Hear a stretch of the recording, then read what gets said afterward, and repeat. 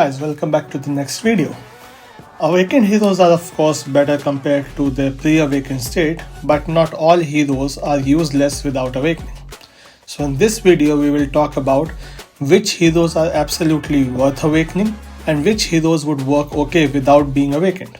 This video was in a way required so everyone can narrow down which heroes to awake from Heroic Legacy event. Plus, with so many heroes we have, it is not possible to awake all of them and it is not even needed. So my recommendation in this video will be based on few key factors. For normal legendary heroes, how useful and relevant the hero's awakened skill is.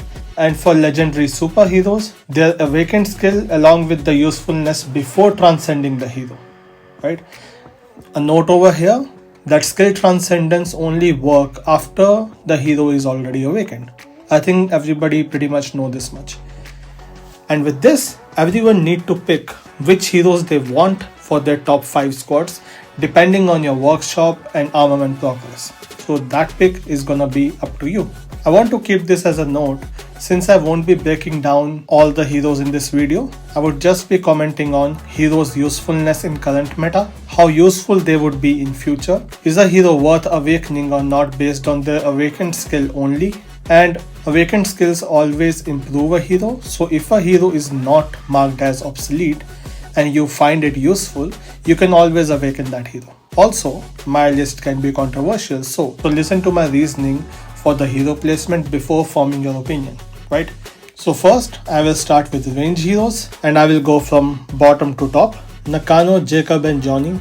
These heroes are obsolete now. I placed Chun in this category because she's locked for the lead role. She requires the most rage for her rage skill drop in the game, and there are better heroes available compared to her.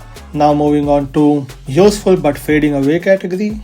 Lewis, with or without skin, his damage is a little low compared to other heroes that are available. He's still very useful, so if you can awaken him for free, that's good. Also, he is mostly useful because of his awakened skill. Next is Lin. She's a really good hero, but again, better heroes are coming. She can be used without being awakened, but depending on how many heroes you have available, she is definitely one of those that are worth awakening. Bard, he's mainly a rally leader, but better heroes are available for rally too. He can be used without being awakened. Honestly, he's okay to skip. Next, we have Julia in useful after awakening. She will stay relevant and she become useful because of a silence which comes after she is awakened. The next is useful even without awakening. We have Spectra. She's a great hero. Awakened skill is appealing, but you can use her without being awakened. Cedric, you can transcend his second and fourth skill to make him more versatile. Awakened skill is best for rallies. If you are a field fighter, you can skip awakening. You can just upgrade his first, second and fourth skill and you should be okay to use him. Now next we have definitely worth awakening or full transcending category. In this we have Ethan. Now you can transcend his third skill to make him more versatile, and even after almost a year of launch, he's still arguably the best hero we have in the game. So definitely worth awakening and fully transcending. We have Sophie. She has one of the least rage required for her rage skill. So she drops her rage skill quite fast and she got awesome damage, very versatile. So definitely worth awakening. Jack. Now he's an amazing hero. At this point, it will cost you double to awaken this hero, but he's definitely worth awakening. Really nice hero. And with this, let's move on to riders. So again, from bottom to top, in skip list we have Jonathan and Sven. We also have Cynthia and Catherine without skin. So these ones you can totally skip. Next is useful but fading away. We have Alina and we have Mai. I was debating about Mai because she's good, but she's kind of getting into that category, especially because her skills cost double. And both of them are usable with or without awakening. Both of them are great heroes, don't get me wrong, but better heroes are available both in riders and in leaders category. Now next is usable after awakened. We have Cynthia with skin. Now this is your speed squad. Awakening is required for more speed and improved rage skill damage. Catherine with skin. You need to be awakened to improve the rage skill damage. Available from VIP pack, so entirely behind the paywall. And considering the cost to keep her useful, if you want, you can totally skip her because first of all it will cost you a lot to awaken her, then you have to buy the skin. Now last is Rubina. She offers no defense without awakened. And also her skills are most suited for rallies compared to field. You can use her on field, but she shines in rally. So if you're a field hero, there are other options available. So just keep that in mind. Now, next is useful even before awakening. We have Felix, he's a really nice hero. Bella, she is coming to this category because there's so many heroes with shield available and she deals extra damage to shielded heroes. So that's why I put her here. But if you want, you can use any other hero apart from her. And we have Rick. You can transcend his 4th skill to make him more versatile. He's a good support for KC on Garrison, and on field he does good as well. Now, definitely worth awakening or fully transcending. We have Chasey. Chasey, ever since she's launched, she has been great, especially on Garrison. She doesn't do too well on multiple rallies, but with Rick on the support, that Garrison is going to be really good because she was lacking a good support. Now you can transcend her 4th skill to make her more versatile. Definitely worth awakening and fully transcending. Now next is Jeanette. She's amazing damage and she's a really good debuff hero. So definitely worth awakening. And Daryl. He's a really amazing hero. We have seen him in action with reduction on AoE damage taken. He's one of the definitely worth awakening heroes. Now let's move to Infantry.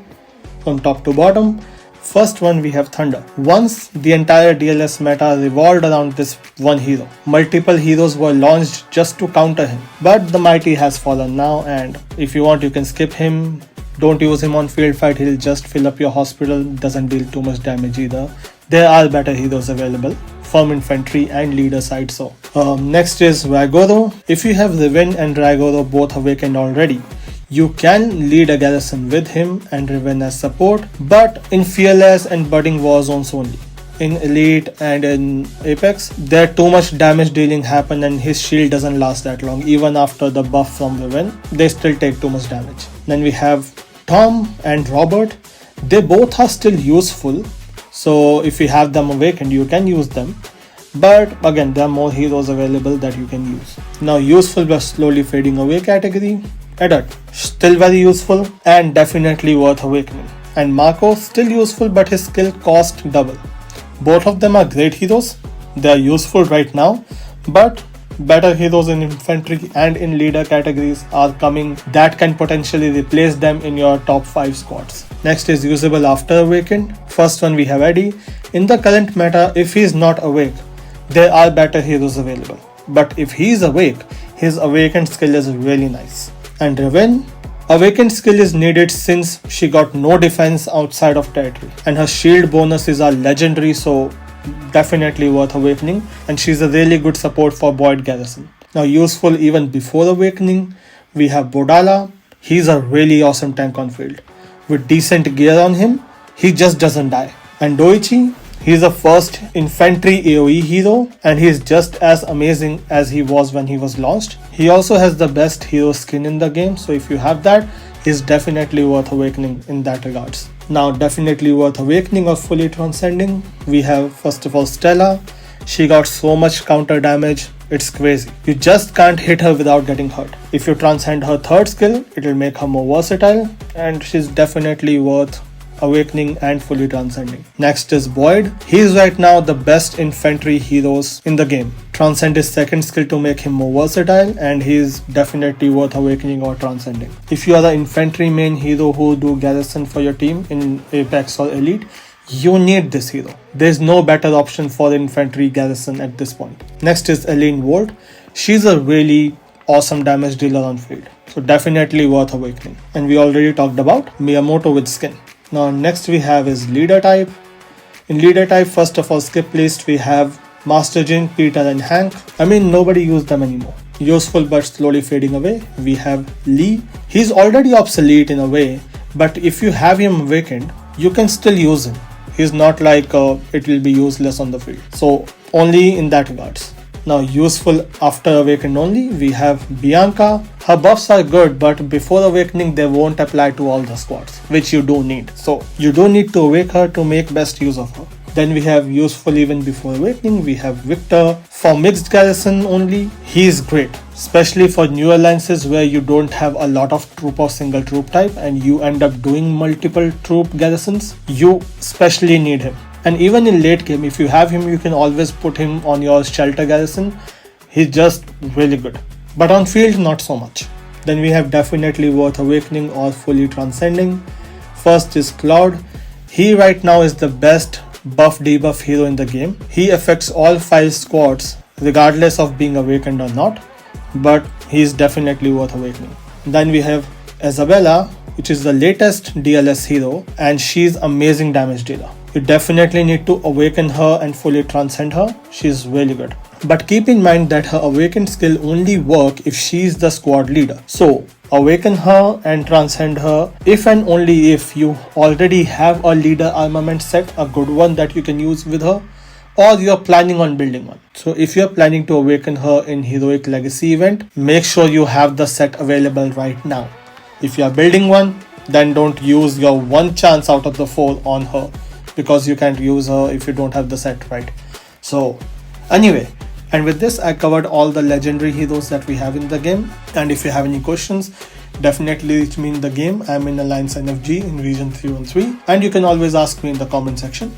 And with this, thank you for watching, and I'll see you guys in the next video very soon.